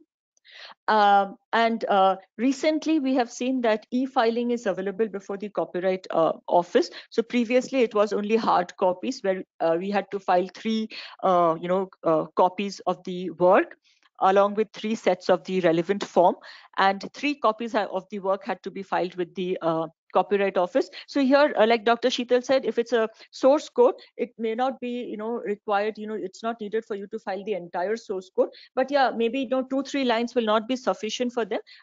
Leaving out the most important part, maybe you can just give a little bit of the source code or the object code for the Copyright Office, so that at least they have an idea what exactly we are looking at filing. Now, the Copyright Office over the years, they have also made a lot of changes in their website. So we have seen there are search options available. So a lot of our people say that, clients say that we are not comfortable giving you the source code, or we are not comfortable sharing this information because it's going to be a public information. It is not going to, I mean, though we are filing the work, that is definitely, it goes into the public domain, that is with the Copyright Office. But when you're doing a search, we don't get to see the entire work. So I will just show you in my next slides what exactly you will get to know from if you do a search with the Copyright Office. So this is how it looks. So if you see, I've made two tables are here. So these are all the fresh applications that have been filed. So you see, this is a diary number. So once the copyright application is filed, the Copyright Office gives you a diary number. So this number, if you are able to see, this A means artistic work, and L here means literary work. SW will be software. So these are the different categories under which the work has been filed. So the title of the work comes, the date of filing comes, and whoever has filed the application, it comes. Similarly, in respect of registered marks, we get to see the ROC means the registration number. So it is the same as, the diary number. So we see this A is all artistic work. It has becomes its artistically designed trademark A1. And this is the diary number, this is the registration number, and this is the name of the applicant. So if we click here, these are the details, these same details get reflected on the screen. So the entire work is not get displayed by the Copyright Office. It is only for the Copyright Office reference that they have the the entire work that they would require. And what the Copyright Office do is, once they grant the registration certificate, they will send one copy of the work back to the applicant along with the registration certificate with the seal attached to it. So if you're worried that you don't want to disclose the entire work, so rest assured, doesn't get displayed by the Copyright Office. And even if we ask for an extract of extract of the work or a certified copy of any of the work, the certified copy also will have only this basic details. So in that certified copy, they will not send the entire software code or entire literary work or the artistic work, nothing. It's only the title of the work that will come to you if you're asking for a certified copy of the registered work. I will just quickly get into infringement action. So see, copyright, like I said, it's a bundle of rights. There are a lot of issues that happens, in case of a copyright infringement. A lot of aspects are involved in respect of different kinds of work, whether it's a literary work, whether it's a dramatic work, whether it's a cinematographic film, whether it's a musical work or a sound recording. So we have in the past, we have seen somebody, a singer has sang his own song in a show, and the producer has sent a infringement notice or a copyright notice, legal notice, saying that you cannot sing because the copyright in the song belongs to me. So there are a lot of different aspects when it comes to a copyright infringement, but this is one case which the courts have time and again looked back upon, and this is still held as one of the pillars of the copyright case. Now, in this case, what happens? The plaintiff had a play called Hum Hindustani, which ran successfully, and later the defendants wanted to make a movie out of it, which was called as New Delhi. And there was some discussion about the ideas and all those things, but later on the defendants went ahead and made a movie out of it, and the plaintiff went ahead and filed a suit for copyright infringement. Now here the court, what have they held was that, and this is the test that has been the courts have time and again relied upon, is that how do we make out whether there is a copyright infringement? The one and the only sure way to make out whether there's been a copyright infringement is to see if the reader or the spectator or the viewer, after having read or seen both the work, is of the opinion that there is an unmistakable impression that the subsequent work is a copy of the original work. So basically, the test is to lay it down side by side, compare it side by side, and see whether a substantial amount of the work has been copied, by the infringer or by any other person who has not been authorized by the copyright owner to use the work. So, and this is a test that is still followed by the courts. Now, I have one more very interesting case, and that too of Philips. So Chitra is aware, and she also, so I think she worked extensively in this matter. Now, this is a Philips copyright trade dress as well as a design infringement case. Now, if you can see what I have described in my earlier slide, saying that copyright exists in artistic work, it exists in the literary work. So that literary work can be manuals, it can be, product description. The artistic work is what you see here, that is appearing in the, as a product packaging, the design, the get up, the layout, the way it has been done. So in this case, and because Philips had sought for protection in respect of different IPs that it had, so therefore they had a very, very strong case against the defendant. Now, just to give a brief, background to this thing, Philips had IP registration for the, the trade name, the trademark. They had a proper registration for the trade dress, that is, the product packaging, the way it is here, the copyright in the artistic work, and also the literary work. So when you open the packet, you see how the product is going to work, the manual, that also is literary work under copyright. And that is also what Philips claimed in this case, that they own the copyright, not only in the trademark, not only in the trade dress, but also in the artistic work that is appearing here, in the image of the, the model that is here, the product description that is there. So everything was copyright copyright of Philips. Now here what happened, the defendants had blatantly copied the not only the packaging, the product description, even the inside literature was copied by them. And because Philips could prove it, that there was identical copying of it, and they were able to prove it, how much damage or how much loss had Philips had incurred because of the infringing activity of the defendant, that the court in this case passed the highest damages so far in so far which has been passed by the Indian courts. And you can see that the damage that was passed was a total of around 2 crores 15 lakhs. That is only the compensatory damage as compensatory damages. And aggravated damages was passed, around more than 1 crore, which was awarded to the defendants. So like I was saying, so it's very important to identify your IPs and get it registered under the right, IP that applies for that thing. So one product may have different IPs to it. So one product may have, not just trademark or design or patent, but under copyright itself, you can have different aspects of protection. So it can be an artistic protection, it can be a literary protection. So please identify it and make sure that you are protecting your IP in the right way, that tomorrow if you have to go ahead and go against any infringer, you have a robust IP and a robust protection before you, so that you can get the maximum advantage or maximum protection from the court. Moving on to my Sudeshna, how next. many slides you have? Because we've already exhausted 30 minutes. Yeah, so this is my last slide. It's just All talks right. of the remedies. Yeah, remedies that are available to to a person who is going ahead for any copyright infringement. So if you see, there's a punishment which says that imprisonment of which can extend between 6 months to 3 years, and a fine which can be between 50,000 to 2 lakhs.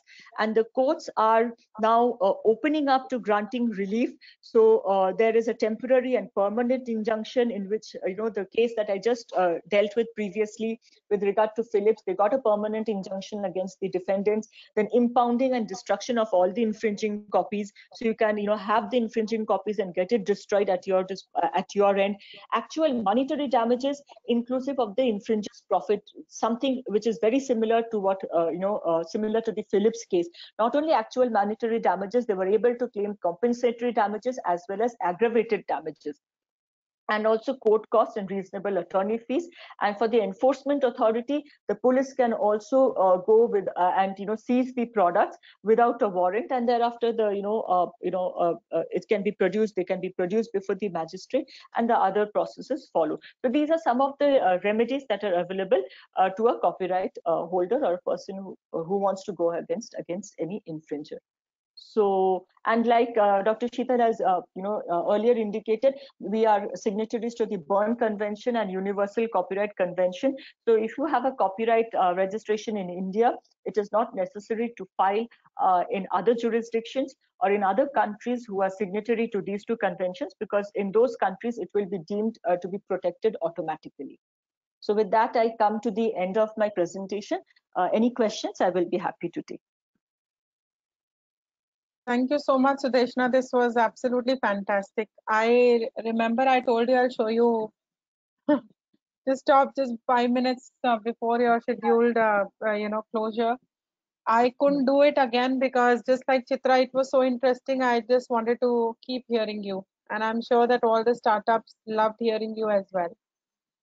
On the remedies part that you just mentioned, very interesting is that today we were part of one of the government's meeting, and there is an intention of government to actually decriminalize, Yes. copyright offenses, to make it a civil offense and not a criminal offense.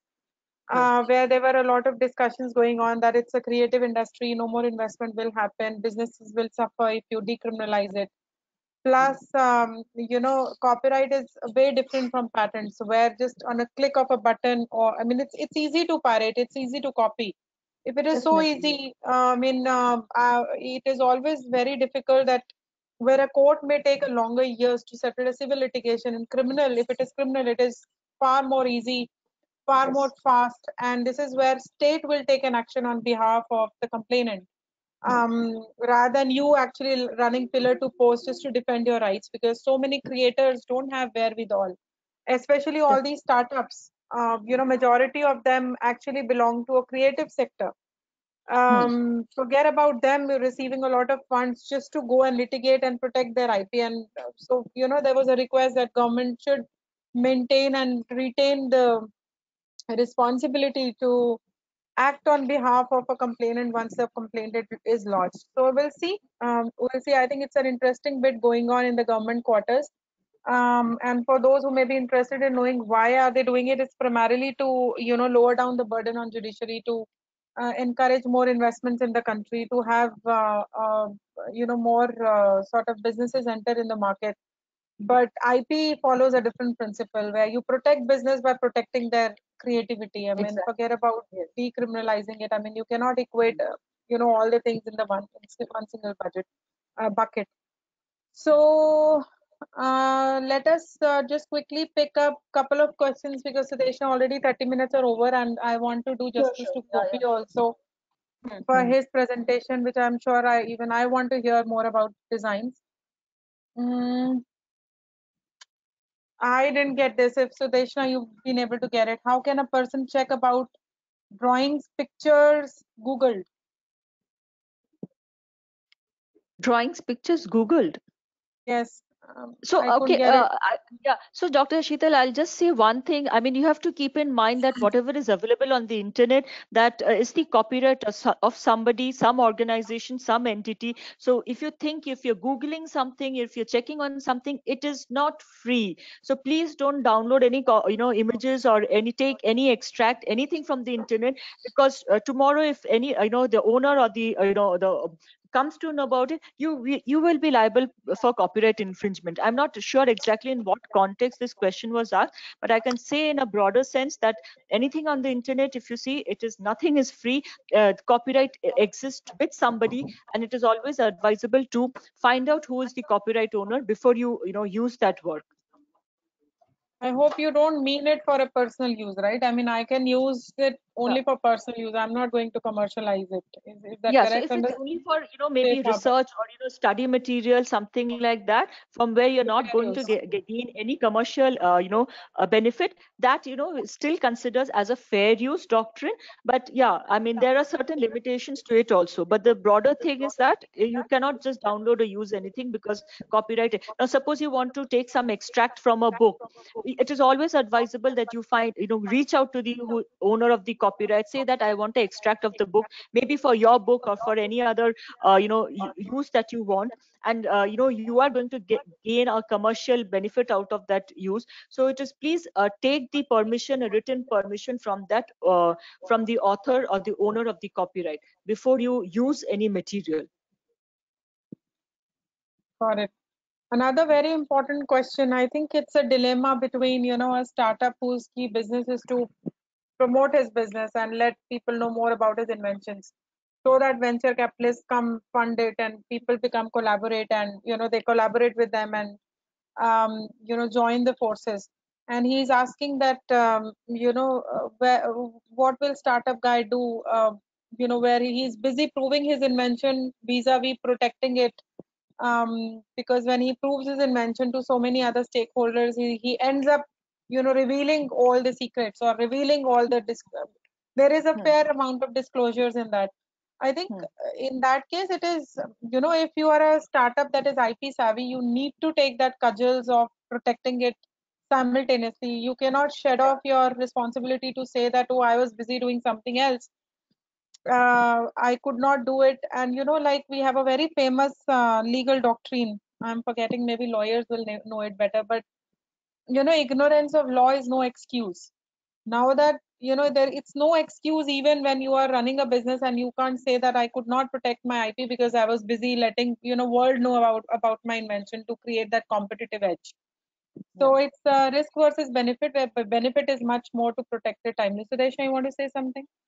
Yeah, Dr. Sheetal. So one more thing, say for patents and designs or trademark, you need to file it. But copyright is something that is not mandatory requirement to file it. So if you're using your code or if you're using any using it in any presentation, please always mention the copyright symbol, the year, and the name of your organization or your or your individual name, to at least make people aware that the copyright vests with you or your organization. So later on, you can always apply for it. But if you're showing it to different people, different forums, please use that symbol. So that itself will act as a deterrent to others not to copy it. Or at least even if going forward, if there is any action, you can say that we have always used the relevant symbols to make people aware of it, and in spite of that, they went ahead and copied. So this is a beauty of copyright, where it need not be filed, but you can always use this symbol once it is coming up in a tangible form. I mean, Gopi will be talking about design, so he can explain it. Yeah. Same is the where we put TM, even if it is not registered. It's after it's registered, we put R. So there is another interesting question, which is, leakage of IP at the time of the process when it is being prosecuted with the IP offices. I think general answer to it is, you need to have non-disclosure agreements with whoever you are speaking to. I mean, one could be your own lawyers who you are hiring. You need to sign up, besides IDF, the invention disclosure form. You need to also sign up non-disclosure form that you will not let it out to public. Exactly. Plus your employee-employer relationship, and like Chitra mentioned and like Sudeshna also emphasized, you need to have that in place so that people don't, intentionally or unintentionally end up leaking it out. But if you think that merely by giving all the detailed information to, let's say, patent office, it's a quid pro quo. You have to anyway disclose it to government, so you don't have to worry about it. But with the private parties, you have to be more careful. I think we should end up with the questions here. It's only 20 minutes left. I'm sorry, Gopi. I mean, ladies have taken the big share. No problem, no problem, no proceeding. So go ahead, Gopi. Yeah. Thank you, Dr. Sheetal. Maybe I should get the rights to present my screen. Yeah, I just got it. Is my screen visible? Yes. Yeah. Thank you, Dr. Sheetal. Thank you, Chitra and Sudeshna, for setting the context. And I really enjoyed the session from Chitra, where she talked about how one can look at protecting their IP in different under different categories like patents, designs, trademarks, copyrights, and she also talked about trademarks. And Sudeshna, thank you for making it very clear that when copyright will come into picture and what is the importance of copyright. And one such field of IP is industrial designs. Since we are talking to a lot of startups here, and I'm sure most of the startups here are tech startups who are developing a lot of products which are technically advanced, and at the same time they're also aesthetically appealing. What happens if that aesthetic appearance of that product is not protected? Yes, you may file a patent for protecting your technology, and yes, you have a right on your technology. But at the same time, as a startup, as an innovator, as a designer, and as a creator, I would always like to give that additional flavor to my article or my product to make it very appealing to the eye. That's how I pull the customer. I mean, when I place two products of two different entities in front of a customer will not just consider the technical aspects to pick it up. Customer will also see the aesthetic aspects to pick up the product. So now this is where the industrial designs plays a lot of role to protect such aesthetic appearance of the article. Now, this picture, I would like to put this picture here to explain about the importance of the aesthetic appearance and also the protection. So here, some of you might have seen this picture earlier, and in this picture, you can see a robot. So the functionality robot involves a lot of technology, and such technologies are obviously protected as patents. Now, there is also a look or the aesthetic appearance of the robot, which makes it different from what is known in the art or the other robots which are known in the art. Such creations are protected under designs. So it becomes very important for one to protect the creations under designs also. Now in my coming slides, I will deal with what can be registered as a design. So any new or original creation can be protected as design when it is applied to an article. So such new creation can be in the form of shape, configuration, pattern, ornament, or composition of lines, colors, etc. Now you can see this feeding bottle in towards the right of my slide. So this feeding bottle looks unique. I mean, there is a unique shape to this feeding bottle, which can be protected under designs. Like the technology behind it can be protected under patents, but the design or the appearance of the feeding bottle is something which we can protect under designs. Now, in the similar sense, if you see in the left-hand side, there is a carpet. So this carpet involves a lot of embroidery work and also ornamental work. Such creations cannot be protected under patents, but they can be protected under designs. Now, what gets protected in design? Only the aesthetic appearance of the article gets protected under design and not the functionality. Now, if we see an example here, I have put an example of a recliner. So this recliner is generally used for multiple purposes. There may be a technology involved here, and that technology may be used for massaging the person who is occupying the recliner.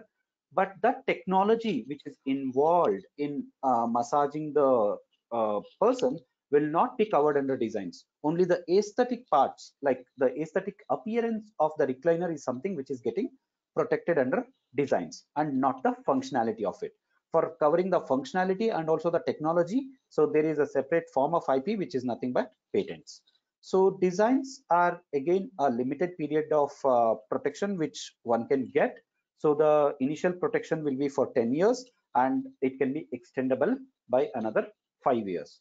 Now, who can file the design? Any creator or any original owner of the design can apply for registration. So registration can be applied as a natural person, which means any individual can apply for registration, and the fee for such registration will be 1,000 rupees. And any small entity can apply for registration, and the fee for such entity will be 2,000 rupees. And large entity can apply for registration, and it's again a nominal fee of rupees 4,000 should be paid to the government for applying the for the design registration. Now, once you apply for design registration, what happens? So design office will conduct the search to check whether the design, what you have created, whether it is novel or original. That means it should be new throughout the world. So they will conduct a search to understand if it is novel. If it is novel, well, they will grant you a design registration. If not, there will be an examination report issued. So based on the examination report, one can look at the relevant prior arts and go through the prior arts and make submit relevant differences. If everything goes good, design gets registered and gets published in the journal. So now, once you have a protection in India, so again, like patents and other rights, design rights are also territorial in nature. Like one has to file applications in multiple countries, or depending on the countries of your interest, you have to file an application in that particular country to have a registration and protection. Like for example, in India, if you want to have a design registration, you have to file an application in India and get the protection. And when you want to file a design registration outside India, you will have 6 months time from the date of first application. Like for example, if you are filing a design application in India today, within 6 months you can choose to file in other countries. Like all other forms of IP, even design has some of the conventions where you can file one design application covering multiple countries. For example, one is Hague Convention, where around 66 contracting states are covered, and European Union, where by filing one single application we can get a registration in all the European countries. Unfortunately, India is not a member of Hague Union, and accordingly, Indian applicants cannot file a Hague application under Hague Convention to get a protection in all these jurisdictions. But yeah, so this is one convention which is available to get a protection under multiple countries. But yes, you can go ahead and file it in individual countries to get a protection for your article. Now, some of the challenges what one faces while prosecuting the design. So like, articles are to be registered, like articles which gets registered as a design should be designed by keeping the aesthetic appearance in mind and not the functionality behind it. If the sole intention of designing the article is to perform a particular function, like for example, here I've shown a bracket, a Langle bracket. So this article, if it is designed only to perform a particular function, then it would be difficult to get registration under design law. Whereas if the intention is to improve the aesthetic appearance of the article, then it is definitely a subject matter for design registration. That's a thin line of difference between a functional design and a aesthetic design. Like now, if you see in the left hand side, this is a conventional L-angle bracket. So the shape of the bracket is designed such that it is only to perform a function, and there are no considerations made whatsoever by for giving it some aesthetic appeal. Whereas in the right hand side, if you see the bracket, so there is some aesthetic creation, or there is some decorative element which is coming in. So that makes the L-angle bracket more appealing to the eye. So if we are able to prove this difference, then yes, it is a subject matter for design registration. And similarly, I think this is more relevant to most of the startups here, because as I understand, most of you are in the tech domain, and there was also an interesting question from Dr. Sheetal about protection of apps what are getting developed. So such apps and such creations can be definitely protected under designs, which we call it as graphical user interface. So graphical user interface is something which is commonly registered in multiple countries across the globe. So graphical user interface has been recognized as a design registrable subject matter in multiple countries, including Europe, US, etc. And also China, Japan, and including other Asian countries. But unfortunately, in India, it is still like not possible to get a registration for graphical user interface.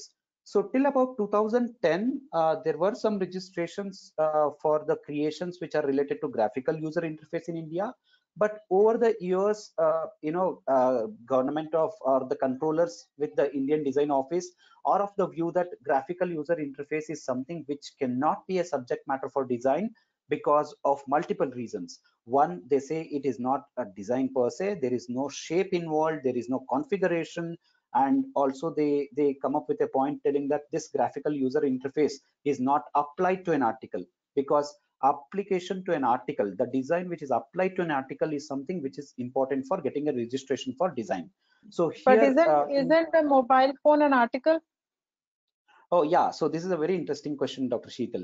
So this is the same argument what many of us tried arguing with the controllers before the Indian Patent Office. So their contention is the moment the mobile screen goes Is off, off. or the yeah, then Got there it. is no There design. is no Yeah, manifestation anymore. yeah. And So what this do you is a say very in return? What so do you say? yeah, so we tried arguing that, so but it can be seen in the on condition, which is very much accepted in other countries, but still Indian Design Office is still not considering these to be a valid designs. Like they're telling that it is not also applied to an article by an industrial process, because as per the definition of designs under Indian design law, the design element should be applied to an article by any industrial process like chemical, mechanical, artificial, etc. So there also we tried making an argument telling that computer program is also an industrial process, and by computer programming only we are able to get the graphical user interface. But even then controllers, like the moment we bring in that argument, controllers say that then go protect your program under copyright. Copyright. Yeah. So this is where we are stuck with respect to graphical user interface. But yeah, in my coming slides, I'll also be covering some of the recent updates what we have in the Indian design law, which is kind of giving a hope that we can look at GUIs in very near future. Why is So the industry not opting for copyright protection in that case? I think, yeah, so that's where many of the designers are in dilemma. Like all other countries are giving the protection for such creations under designs because like, they're not very sure how they can go for copyright protection in India. So they're not very keen to get a copyright protection in India, because the moment they produce more than 50 50 articles, copies. yeah, 50 copies, and if it is a design registrable subject matter, the article will lose its copyright. So that's the dilemma many designers are having to protect all these rights under copyrights, because many other countries are allowing these rights under design rights. Though design is a short-term right when compared to copyright, there is no limitation with respect to number of products that can be produced based on the design registration. So that is the reason why many of the innovators and many designers, when we talk to, they're not opting for copyrights for at least for such creations. Yeah, moving further, so this is just a table indicating trends of design filings in India. As you can see, year on year, there is a increasing number of design applications which are getting filed in India, which is giving a clear-cut indication that people are also considering design as one of the equally important IP for their products, when along with other forms of IP like patents, trademarks, copyrights, etc. And interestingly, one more good thing about design registration is that this design registrations can be registered within 6 months time, 6 to 8 months time from the date of filing, which means it is the fastest IP that we can get, irrespective to whether we use a fast track examination or not. We get a fastest protection under designs. Whereas for patents, we have to file a request for expedited examination to expedite the process. But whereas in designs, it happens automatically. And also this is a very economical right, because very limited amount of government fee is involved for filing and protecting designs. And also, like, designs can be since they are getting registered with less than 6 months time, it can also be an additional layer of protection where you want to initiate any infringement actions against the competitors in the very early and nascent stages. So that brings me to infringement of design. So obviously, like, economic benefit due to the aesthetic appearance of the article will definitely lead to copying of designs. Like once you have the registered design, and if you want to prove that there is an infringement of design, first of all you should have a valid design registration in hand. And then like once you file for a design infringement suit, there will be examination, physical examination of both registered design and the infringing article. As you saw in my colleague's Sudeshna's slides, she had put up two boxes, of one of Philips and one of Nova. As you can see, these two packaging boxes were the same. The design of the packaging box as a whole, if you see, was the same. I'm sure like Philips also used that argument in their case to prove that there is an infringement of their packaging design as well, along with all other IPs like copyrights, trademarks, etc. They also argued that there is an infringement of their design rights as well. So there will be a physical examination of the infringing article vis-a-vis the registered design to prove that there is an infringement or not. So where we can initiate the suit? The suit can be initiated in district court. However, if the validity of the design is questioned, then the matter goes to High Court.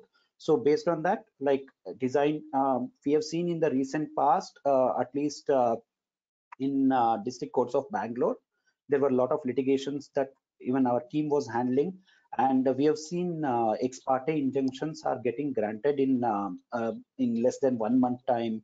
And yeah, so that's the power of design, and it is also like quick to enforce. So since we have a quick registration, there is also a quick enforcement. So that gives you a competitive edge in the market. So yeah, this brings me to my, I think, second last slide. So I just wanted to share some updates on designs. Recently, Indian Design Office proposed some amendments to the Indian design rules, which brings certain changes in the rules, existing Indian design rules. Like one of the key changes is articles will be now classified as per the international classification. So that is what we call as Locarno classification for registration. So this somewhere gives a hint that India will also start looking at registering the protection for GUIs, because there is a classification under Locarno classification exclusively for graphical user interface, which means I believe like this change, what Indian Design Office is proposing, but yet to implement it practically. So this is still in the discussion stage. So once this gets implemented, we can see some changes with respect to scenario of protection for GUIs. And at the same time, the Indian Design Office has also included startup as an entity under Indian Designs Act, which was not there before. Now definition of startup has been included, and the definition is almost equivalent to the definition what we have in our Patents Act. So for startups, whoever qualifies as a startup can avail a reduction in the filing fee. Now startup or the MSME, that is small entity, have to pay just 1,000 rupees as a design filing fee when compared to 2,000 and 4,000 earlier. Because if you had MSME certificate, you can pay 2,000, otherwise you had to pay 4,000. Now that's been substantially reduced for both startups and MSMEs. So with this change, if it gets implemented, there will be a reduction in filing fee of rupees 1,000 for filing the design application, which is much more economical when compared to all other forms of IP. So this brings to an end of my presentation, and I'll be happy to take questions. Thank you so much. Fantastic, Gopi. I mean, I had wonderful panelists today. Anyway, we have it always.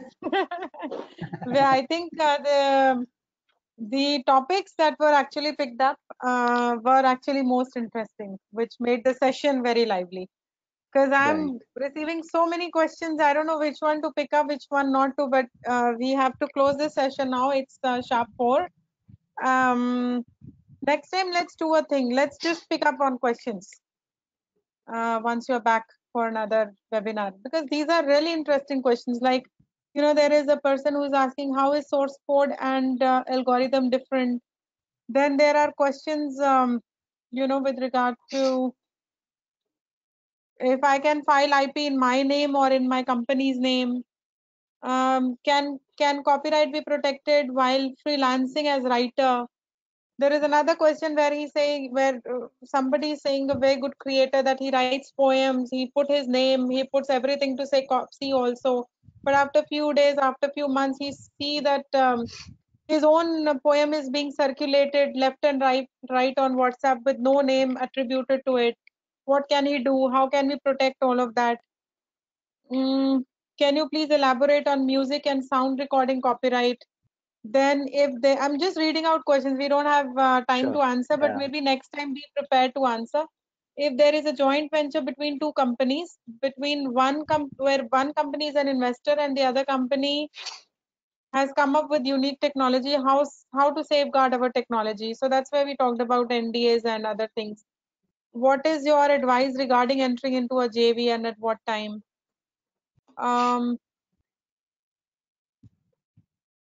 Even after permanent injunction, if the defendant still markets the product, then what is the remedy? What is the fee structure of copyright registration in India? So Dr. I Sheetal, would if I like can to, just yeah, just yeah. quickly say So fee structure of copyright registration is very less in India. So 50 500 it rupees. is for literary. No, it is 500 for literary, artistic, dramatic work, and it's a cinematographic work. If it's like a movie or thing, it is 2,500, which is the official fee. Yes, right. I would like to ask what I need to do if I were to register my father's literary work. Do I need to hire a patent attorney? I mean, मतलब ऐसे बहुत सारे questions हैं. Very interesting questions. I think we should save our responses for the next session. With this, thank you so much to all the startups and other attendees who've been able to connect with all of us. Gopi, Chitra, Sudeshna, thanks for the wonderful job you've done today. Take care. Have a nice time. Thank you. Thank you. Bye, Shruti. everyone. Bye. Thank you. Thank you. Bye. Bye.